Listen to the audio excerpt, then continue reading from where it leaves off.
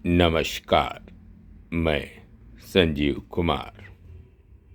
आज भगवान बुद्ध और उनका धम्म, इसके तीसरे अंश को संक्षेप में प्रस्तुत करने का प्रयास कर रहा हूँ। Bodhisattva Baba Saheb doctor B.R. आम्बेडकर इसके रचनाकार हैं। द बुद्धा एंड हिज धम्मा, इसके अनुवादक हैं डॉक्टर भदंत आनंद कौशल्यायन और संपादक हैं आचार्य जुगल किशोर बौद्ध।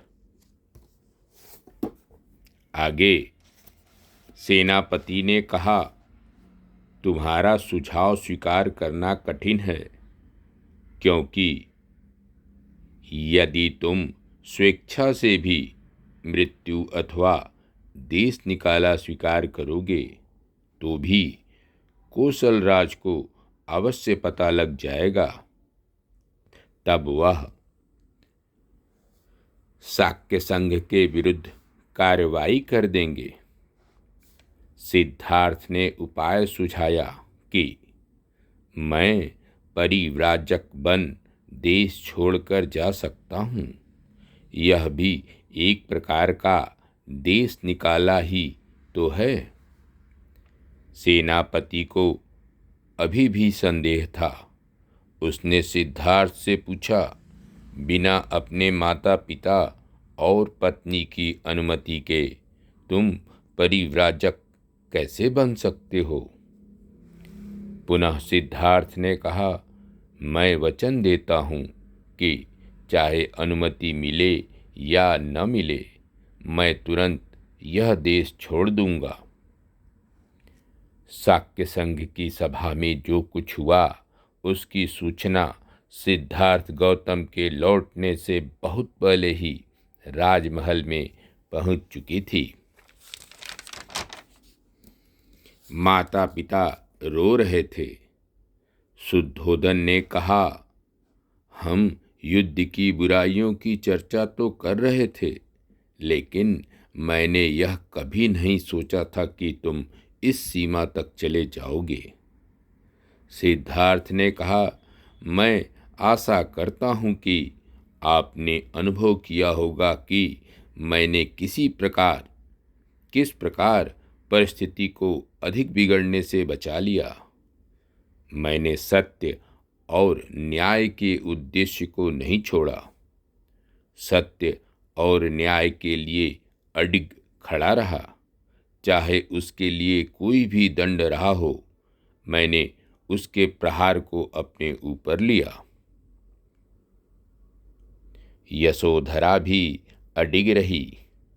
उन्होंने सिद्धार्थ से कहा, अच्छा होता यदि ऐसा न हुआ होता, लेकिन स्थिति का सामना करने के लिए साहसी और वीर होना चाहिए। तुम अपने माता पिता तथा पुत्र की चिंता न करो। मैं जब तक जीऊंगी उनकी देखभाल करती रहूंगी।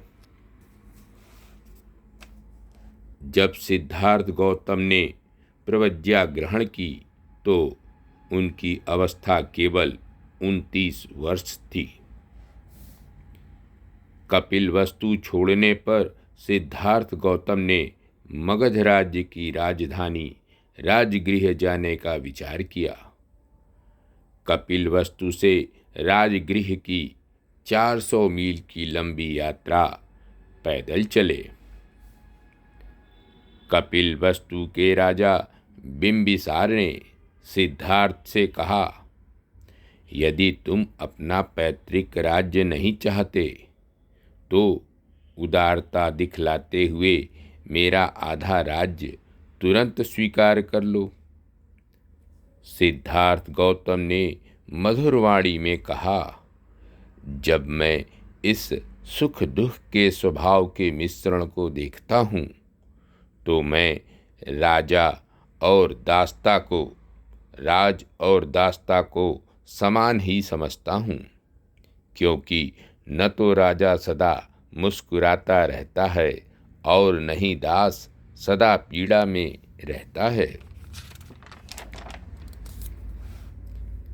क्योंकि राजा होने पर सिर पर अनेक प्रकार की जिम्मेदारियां होती हैं, इसलिए राजा की व्यथा भी अधिक होती है। राजा तो कपड़े टांगने की खूंटी के समान होता है। वह संसार के दूसरों के लिए ही कष्ट सहन करता है। और क्योंकि सारी पृथ्वी का राज्य जीत लेने पर भी राजा एक ही नगर में और उसमें भी केवल एक ही घर में रह सकता है, तो क्या राज्य केवल दूसरों के लिए किया गया श्रम मात्र नहीं है? और राज्य में भी राजा को केवल एक जोड़ा कपड़ा और भूख मिटाने के लिए अपेक्षित भोजन की आवश्यकता होती है। इसी प्रकार एक सैया और एक आसन ही सब कुछ है जिसकी आवश्यकता होती है। शेष विशिष्टताएं केवल मिथ्याभिमान के लिए ही है। और राजन, मैंने रोष में आकर गृह त्याग नहीं किया है, और नहीं इसलिए कि शत्रु के बाण ने मेरे मुकुट को गिरा दिया है, और न मेरी कोई महत्वाकांक्षा ही है। इसलिए मैं आपके प्रस्ताव को अस्वीकार करता हूँ। पुनः कहते हैं, जो भली प्रकार देखता हुआ भी किसी अंधे से ईर्ष्या करे, जो मुक्त होता हुआ भी किसी बंधे हुए से ईर्ष्या करे, और जो धनी होकर भी किसी दरिद्र से ईर्ष्या करे, तथा जो स्वस्थ चित्त होकर भी किसी पागल से ईर्ष्या करे, मैं कहता हूँ कि ऐसा व्यक्ति ही किसी विषयासक्त से ईर्ष्या करेगा। हे मेरे अच्छे मित्र, जो भिक्षाजीवी है वह दया का पात्र नहीं है। जिसे इस लोक में परम सुख प्राप्त है, उसके आगे के लिए भी सब दुख समाप्त हो चुके हैं। किंतु दया तो उस पर आनी चाहिए जो बहुत धनराशि के होते हुए भी तृष्णा के वशीभूत है, जिसे इस लोक में शांति सुख प्राप्त नहीं है, और जिसे इसके बाद भी दुख अनुभव करना है। जहाँ तक यज्ञ में बलि देने की बात है, दूसरों को दुख देकर इस संसार में आदमी को भले ही सुख प्राप्त हो, तो भी वह एक कारुणिक बुद्धिमान व्यक्ति के लिए निंदनीय है, चाहे दूसरे जीवन में वह हमारी कल्पना से कितनी भी अधिक क्यों न हो। अंत में राजा बिंबिसार ने हाथ जोड़कर कहा, तुम अपने उद्देश्य को बिना बाधा प्राप्त करने में सफल हो। जब तुम्हें वह सब प्राप्त हो जाए जिसकी खोज में तुम हो, तो तुम मुझ पर कृपा करते हुए यहाँ अवश्य पधारना। धन्यवाद। नमस्कार। शेष अगले अंक में। मैं संजीव कुमार।